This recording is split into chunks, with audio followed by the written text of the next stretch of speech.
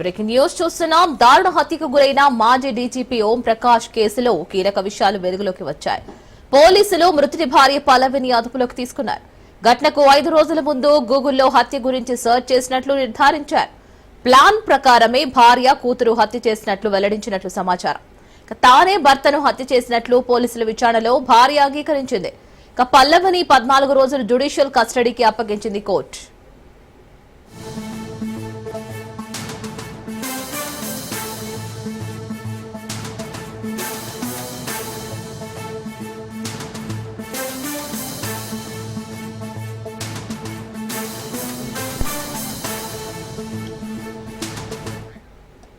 దారుణ హత్యకు గురైన మాజీ డీజీపీ ఓం ప్రకాష్ కేసులో కీలక విషయాలు వెలుగులోకి వచ్చాయి. పోలీసులు మృతుడి భార్య పల్లవిని అదుపులోకి తీసుకున్నారు. ఘటనకు 5 రోజుల ముందు గూగుల్లో హత్య గురించి సెర్చ్ చేసినట్లు నిర్ధారించారు. ప్లాన్ ప్రకారమే భార్య కూతురు హత్య చేసినట్లు వెల్లడించినట్లు సమాచారం. తానే భర్తను హత్య చేసినట్లుగా కూడా పోలీసుల విచారణలో భార్య అంగీకరించింది. పల్లవిని 14 రోజులు జ్యుడిషియల్ కస్టడీకి అప్పగించింది కోర్టు.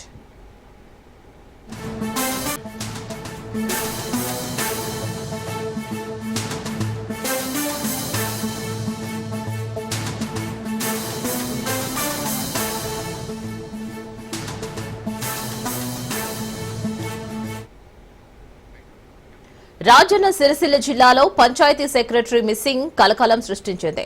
తంగళ్లపల్లి మండలం బద్దెనపల్లి గ్రామానికి చెందిన గ్రామ పంచాయతీ సెక్రటరీ అధికారిని మిస్సింగ్ లెటర్ జిల్లాలో కలకలం రేపింది. అయితే ఓ పార్టీకి చెందిన స్థానిక నాయకుడి వల్ల విధులు చేయలేకపోతున్నారని కుటుంబ సభ్యులకు తెలిపారు గ్రామ పంచాయతీ కార్యదర్శి ప్రియాంక. సోమవారం రోజున జిల్లా పంచాయతీ అధికారికి తంగళ్లపల్లి ఎంపీడీఓకు తన రాజీనామా లెటర్ను వాట్సాప్ ద్వారా పంపించింది పంచాయతీ సెక్రటరీ. కుటుంబ సభ్యులు ఇచ్చిన ఫిర్యాదుతో ప్రియాంక మొబైల్ నెంబర్ ట్రేస్ చేయడంతో ఏపీలో ఉన్నట్లు గుర్తించారు. పోలీసుల సహకారంతో కుటుంబ సభ్యులు హుటాహుటిన ఆంధ్రప్రదేశ్ కు బయలుదేరారు.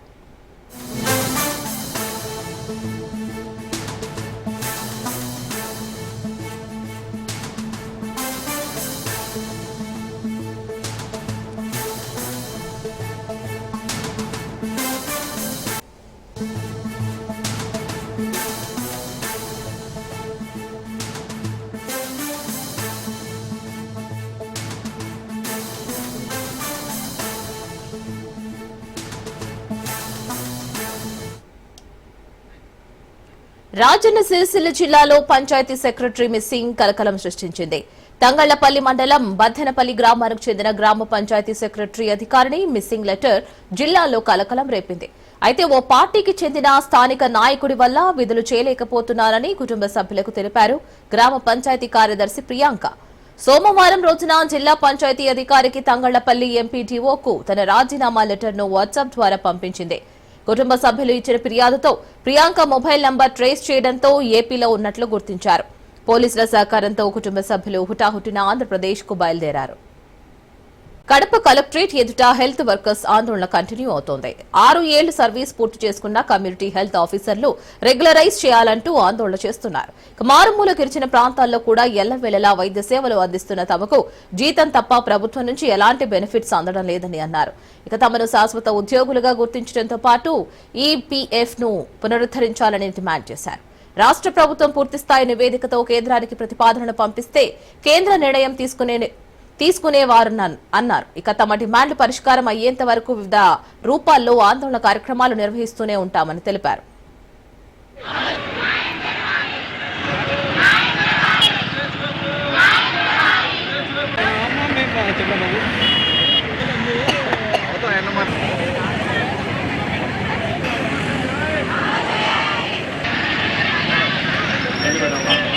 సంవత్సరాలు పూర్తి చేసుకున్న కమ్యూనిటీ హెల్త్ ఆఫీసర్లను 6 సంవత్సరాలు పూర్తి చేసుకున్న community health officer increment policy, నిర్దిష్టమైన జాబ్ చార్ట్, ఇంక్రిమెంట్ పాలసీ,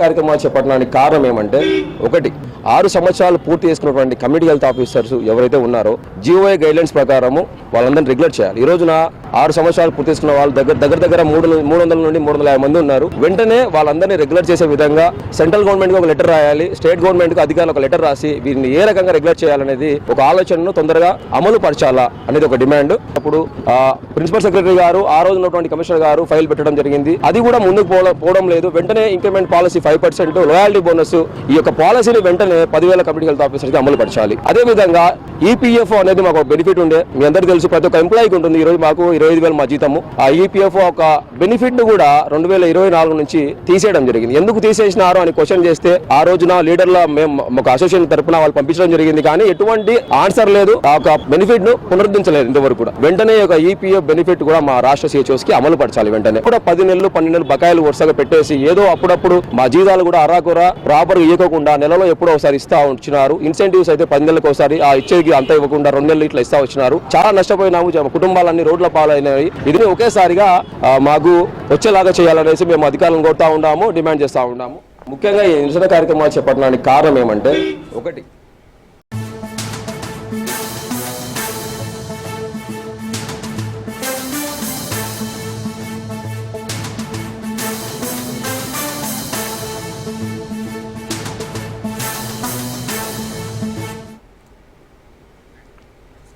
మరో బ్రేకింగ్ న్యూస్ చూస్తున్నాం. నిర్మల్ జిల్లాలో దారుణం చోటు చేసుకుంది. కడెం కేంద్రంలోని కస్తూరిబా హాస్టల్ వద్ద ఈ ఘటన చోటు చేసుకుంది. బాలుడు భూమేష్ ఇంటి బయట ఆడుకుంటూ ఉండగా ఒక్కసారిగా కుక్కలు దాడికి పాల్పడ్డాయి. బాలుడిని హుటాహుటిన ఆసుపత్రికి తరలించారు. ఖానాపూర్ ఆసుపత్రిలో బాలుడికి చికిత్స అందిస్తున్నారు.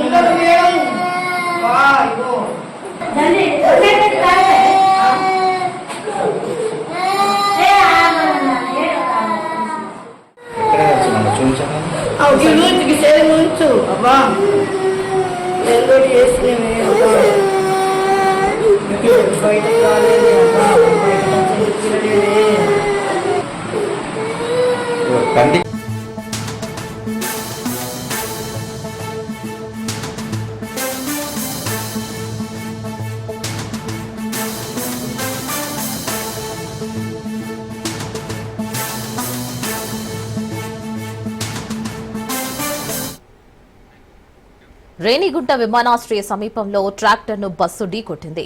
రాంగ్ రూట్ లో వచ్చిన ట్రాక్టర్ను బస్సు ఢీకొట్టి బోల్తా పడింది. 20 మందికి గాయాలు కాగా స్థానిక ఆసుపత్రికి తరలించారు. యాక్సిడెంట్ జోన్ గా ఎయిర్పోర్ట్ రోడ్డు మారింది. సరైన సూచీ బోర్డులు లేకపోవడంతో అధికారుల నిర్లక్ష్యం కారణంగా ప్రమాదాలు జరుగుతున్నాయని తెలుస్తోంది.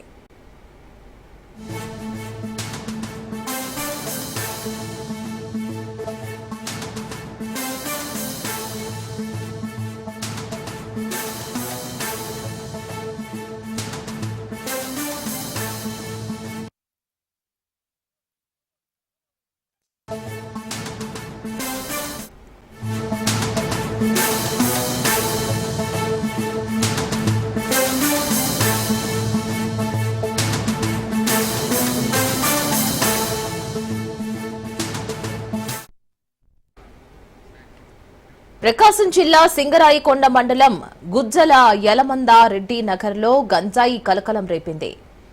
గురవమ్మ అనే ఓ మహిళతో పాటు 3 గంజాయి విక్రిస్తూ ఉండగా అరెస్టు చేశారు. పట్టుబడిన 3 దొంగలపై జిల్లాలో పలు చోట్ల దోపిడీ కేసులు ఉన్నట్లు పోలీసులు గుర్తించారు. నిందితుల నుంచి 4.5 కేజీల గంజాయి, 10 లక్షల విలువ గల వస్తువులను స్వాధీనం చేసుకున్నారు.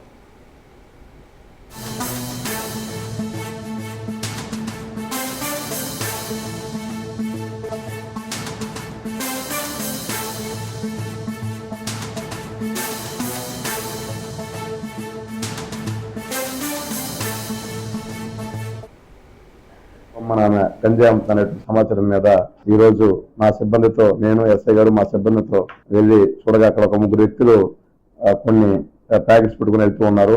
వాళ్ళని ఆపి సోదా చేయగా వాళ్ళ దగ్గర గంజాయి సుమారు ఒక్కో ధర కేజీ బావు, కేజీ 200 కేజీ 1100 గ్రాములు అలా ఉండింది. ఇది ఎక్కడ అడిగితే ఇక్కడ కుంచాల గురవమ్మ అని అక్కడ దగ్గరలో ఇంటి సమీపంలో ఆమె దగ్గర కొంటామని చెప్పారు. తర్వాత ఆమె కూడా చెక్ చేస్తే ఆమె దగ్గర కూడా సుమారు 1 కిలో గంజాయి దొరకడం జరిగింది. తర్వాత అసలు వీళ్ళ గురించి విచారించుకుంటూ వస్తే వీళ్ళ ముద్దాయిలు చిటితోటి మధుబాబు అలియాస్ తమ్మీర్ మధుబాబు అంటారు, అలాగే రాకూర్ దుర్గారావు, పత్తి రవి, కుంచాల గురమ్మ ఈ నలుగురు దగ్గర గంజాయి పుట్టుకోవడం జరిగింది. ఇక చిటితోటి మధుబాబు అని ఇతను అంతర్ జిల్లాల దొంగ, మన జిల్లాలోనే కాకుండా పక్క జిల్లాలో కూడా దొంగతనం చేస్తూ ఉంటాడు. తాళూరులో ఒక గుళ్ళో దొంగతనము, ఒక ఇంట్లో సోఫా సెట్స్, 2 ఫ్రిడ్జ్లు, ఇలా రకరకాల ఇంట్లో సంబంధించినటువంటి గృహ అంటే మన వంట పాత్రలు ఇలాంటివన్నీ కూడా దొంగతనం చేయడం జరిగింది. అలాగే జరుగుమది అయితే మన నర్సింగ్లో ఉన్నటువంటి గంగమ్మ తల్లి టెంపుల్స్ లో టెంపుల్ సంబంధించినటువంటి వస్తువులను కూడా దొంగతనం చేయడం, సీసీ కెమెరాస్ అలాగే DVRs కూడా దొంగతనం చేయడం. ఇతని దగ్గర సుమారు ఈ రోజు మనం 10 లక్షల రూపాయల వరకు సుమారు 10 లక్షల రూపాయల సొత్తును రికవరీ చేయడం జరిగింది. తదుపరి వీరందరినీ కూడా కోర్టులో హాజరుపెట్టి జ్యుడిషియల్ రిమాండ్ కి పంపించడం జరుగుతుంది. మత్తులో భార్య అత్తపై ఇంటి అల్లుడు దాడి చేసిన ఘటన మియాపూర్ PS జనప్రియ నగర్ లో చోటు చేసుకుంది. శ్రీదేవిని క్యాబ్ డ్రైవర్ మహేష్ ప్రేమ వివాహం చేసుకున్నాడు. గత కొంతకాలంగా తరచూ ఇద్దరి మధ్య వివాదాలు జరుగుతున్నాయి. ఈ క్రమంలో గత రాత్రి శ్రీదేవితో పాటు అత్తపై మహేష్ కత్తితో దాడి చేశాడు. ఈ ఘటనలో శ్రీదేవి తన తల్లి తీవ్రంగా గాయపడ్డారు. బాధితులను ఆసుపత్రికి తరలించగా ప్రస్తుతం భార్య పరిస్థితి నిలకడగా ఉన్నట్లు తెలుస్తోంది. అత్తకు తీవ్రంగా గాయాలు కాగా ICUకి చికిత్స అందిస్తున్నారు. హత్యాయత్న ఘటనపై పోలీసులు కేసు నమోదు చేసి దర్యాప్తు చేస్తున్నారు.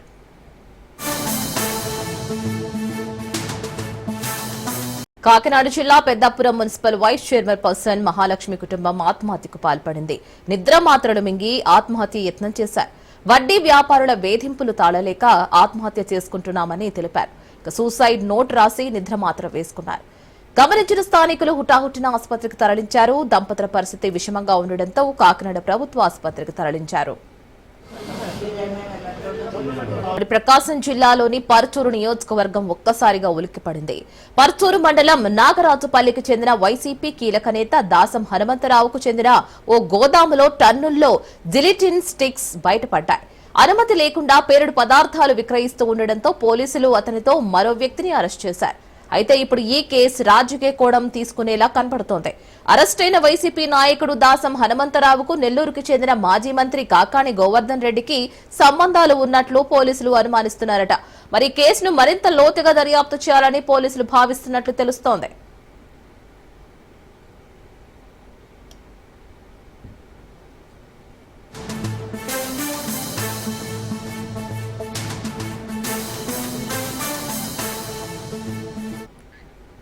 మరోవైపు వారం రోజుల క్రితం మాజీ మంత్రి బాపట్ల జిల్లా వైసీపీ అధ్యక్షుడు మేరుగా నాగార్జున పర్చూరు వచ్చారు.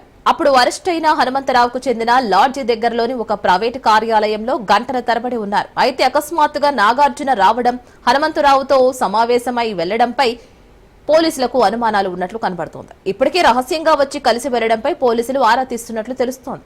కార్యక్రమానికి పర్చూరు వైసీపీ ఇన్ఛార్జ్ గా ఉన్న గాదె మధుసూదన్ రెడ్డి కూడా హాజరు కాకపోవడం అనుమానాలకు తావిస్తున్నట్లే ఉందనేది అధికార పార్టీ నేతల నుంచి వినిపిస్తున్న మాట. ఇక మరోవైపు ఈ కేసు గురించి లోతుగా విచారణ చేయాలని జిల్లా ఉన్నతాధికారుల నుంచి ఆదేశాలు ఉన్నాయని ప్రచారం జరుగుతోంది.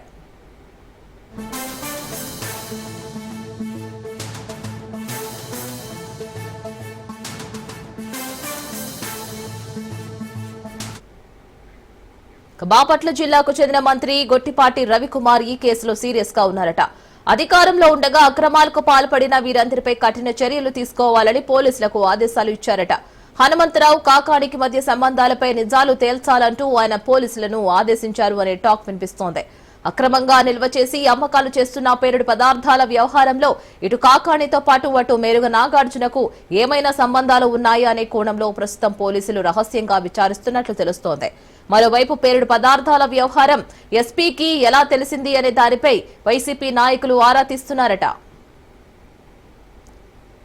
రాజన్న సిరిసిల్ల జిల్లా వేములవాడ శ్రీ రాజరాజేశ్వర స్వామి అనుబంధ ఆలయమైన బద్దిపోచమ్మ అమ్మవారికి బోనం మొక్కులు చెల్లించారు భక్తులు. పెగడపల్లి మండల కేంద్రానికి చెందిన యాదవ కులస్తులు పెద్ద సంఖ్యలో వేములవాడకు కుటుంబ సభ్యులతో తరలివచ్చారు. ముందుగా పట్టణంలోని మత్తడి పోచమ్మ వద్ద మొక్కులు చెల్లించుకున్నారు. అనంతరం ఒగ్గడోలు చప్పుట్లతో నెత్తిన బోనాలతో శివసత్తులు నృత్యాలతో పురవీధులకుండా ఊరేగింపుగా బద్ది పోచమ్మ ఆలయానికి తరలించారు. అమ్మవారికి పట్నాలు వేసి నైవేద్యాన్ని సమర్పించి మొక్కులు చెల్లించుకున్నారు.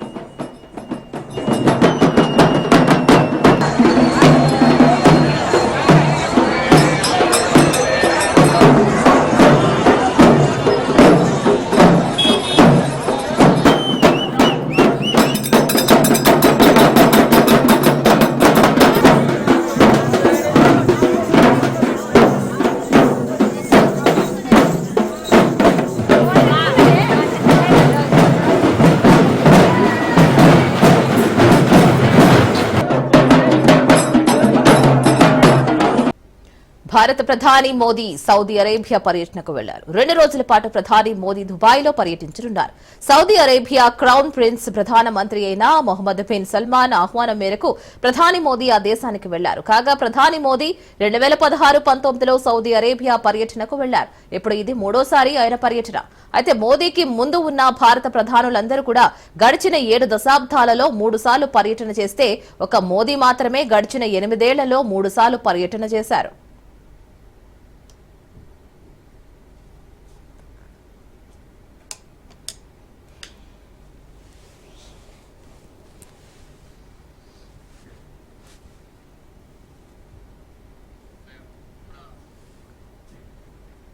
మోదీ క్రౌన్ ప్రిన్స్ ఇరు దేశాల స్ట్రాటజిక్ షార్ట్ పార్ట్నర్షిప్ కౌన్సిల్ సమావేశంలో పాల్గొంటారు. ఆర్థిక, రక్షణ, మీడియా, వినోదం, ఆరోగ్యం, పర్యాటక రంగాలపై చర్చలు జరుపుతారు. భారత్ సౌదీ అరేబియా మధ్య తొలిసారిగా ఉమ్మడి ఆయుధ తయారీపై ఒప్పందం కుదిరే అవకాశం ఉంది. ఇరు దేశాల మధ్య రక్షణ సహకారం పెరిగింది. ఇరు దేశాల సైన్యాలు సంయుక్తంగా యుద్ధ విన్యాసాలు నిర్వహిస్తున్నాయి. ప్రాంతీయ, అంతర్జాతీయ సమస్యలపై కూడా చర్చలు జరపనున్నారు.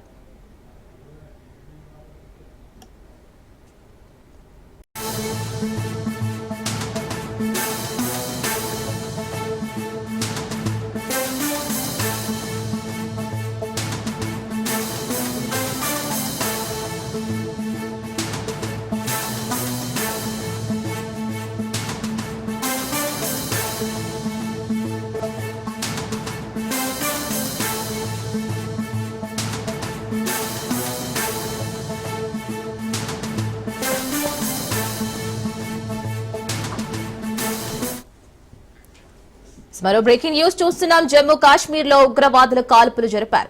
పహల్గామ్ లో టూరిస్టులపై టెర్రరిస్టులు ఉగ్రదాడికి పాల్పడ్డారు. పలువురి పరిస్థితి విషమంగా ఉండగా మరికొందరికి తీవ్ర గాయాలయ్యాయి. 6గురికి బుల్లెట్ గాయాలు కావడంతో వారి పరిస్థితి విషమంగా ఉన్నట్లు తెలుస్తోంది.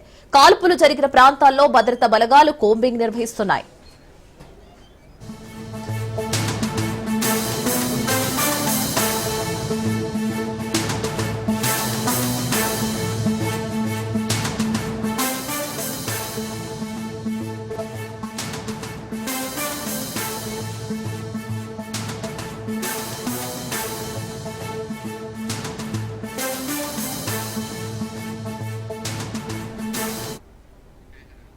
జమ్మూ కాశ్మీర్ లో ఉగ్రవాదులు కాల్పులు జరిపారు. పహల్గామ్ లో టూరిస్టులపై టెర్రరిస్టులు ఉగ్రదాడికి పాల్పడ్డారు. పలువురి పరిస్థితి విషమంగా ఉండగా మరికొందరికి తీవ్ర గాయాలయ్యాయి. 6గురికి బుల్లెట్ గాయాలు కావడంతో వారి పరిస్థితి విషమంగా ఉన్నట్లు తెలుస్తోంది. కాల్పులు జరిగిన ప్రాంతాల్లో భద్రతా బలగాలు కోంబింగ్ నిర్వహిస్తున్నాయి.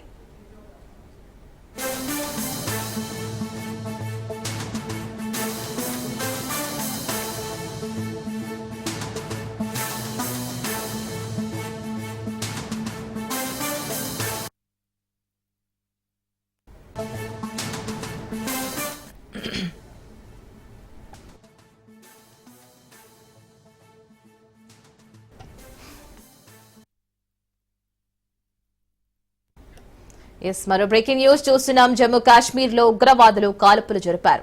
పహల్గామ్ లో టూరిస్టులపై టెర్రరిస్టులు ఉగ్రదాడికి పాల్పడ్డారు. పలువురి పరిస్థితి విషమంగా ఉండగా మరికొందరికి తీవ్ర గాయాలయ్యాయి. 6గురికి బుల్లెట్ గాయాలు కావడంతో వారి పరిస్థితి విషమంగా ఉన్నట్లు తెలుస్తోంది. మరి కాల్పులు జరిగిన ప్రాంతాల్లో భద్రతా బలగాలు కోంబింగ్ నిర్వహిస్తున్నాయి.